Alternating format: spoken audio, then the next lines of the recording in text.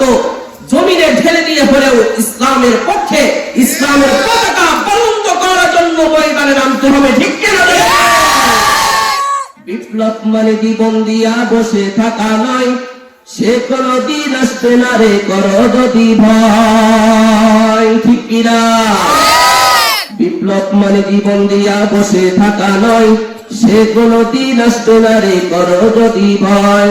আসবে বিজয় রক্ত আর জীবনের বিনিময়, আসবে বিজয় রক্ত আর জীবনের বিনিময়। বিপ্লব মানে জীবন দিয়া বসে থাকা নয়, সে কোনদিন আসবে না রে করো যদি ভয়। ভয় আছে?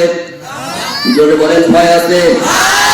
ভয় যদি থাকে তাহলে এই পৃথিবীর থেকে ইসলাম একদিন নিভে যাবে।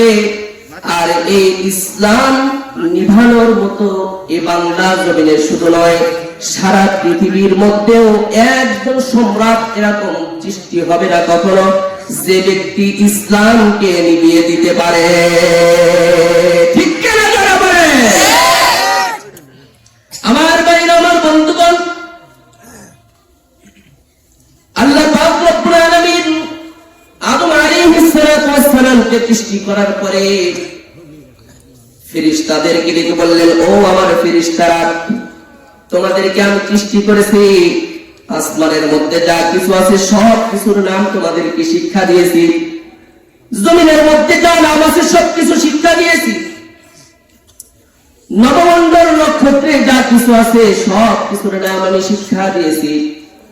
কেন তুমি বলতে পারো না? কেন তোমরা বলতে পারো না?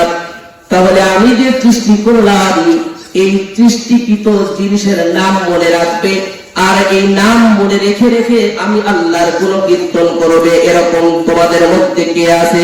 আল্লাহ পাক রব্বুল আলামিনের জবাবে বলে সব হতভম্ব হয়ে যায়।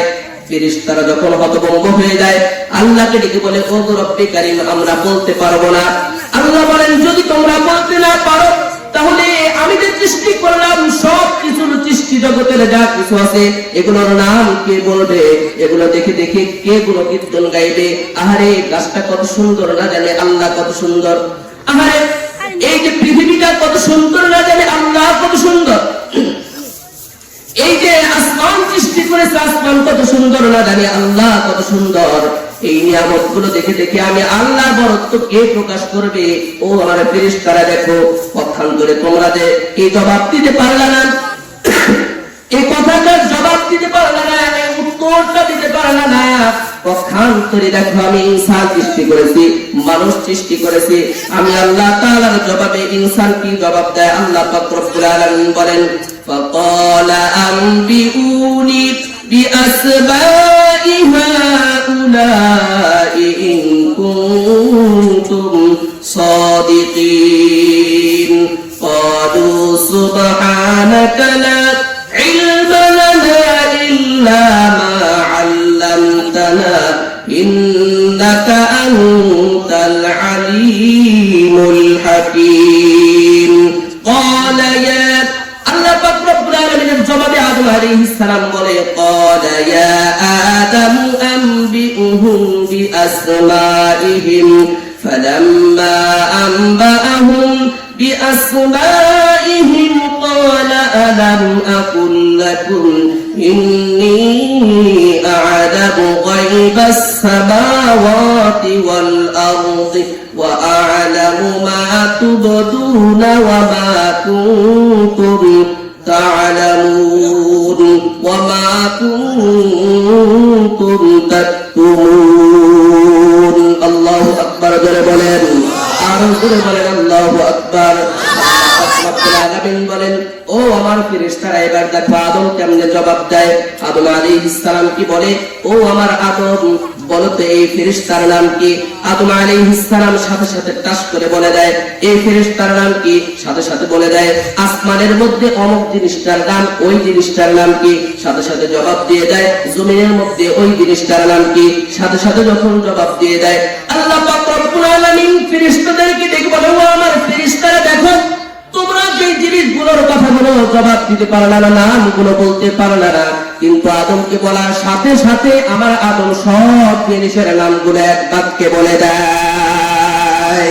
সুবহান ইল্লাল্লাহ লা ইলাহা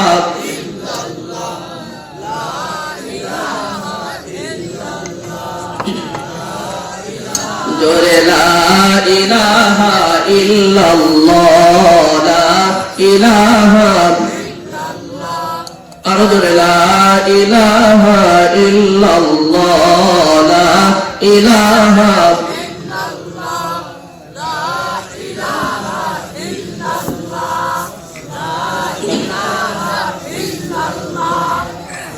লা ইলাহা ইল্লাল্লাহু মুহাম্মাদুর রাসূলুল্লাহ